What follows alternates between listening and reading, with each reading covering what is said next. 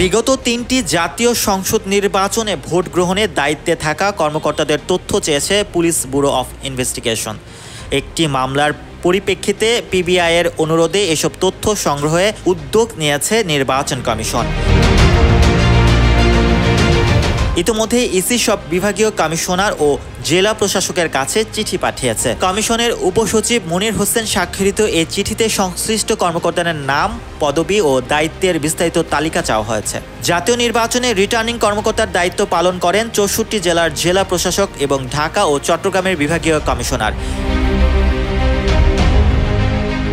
সহকারী রিটার্নিং কর্মকর্তার দায়িত্বে থাকেন উপজেলা নির্বাহী অফিসাররা।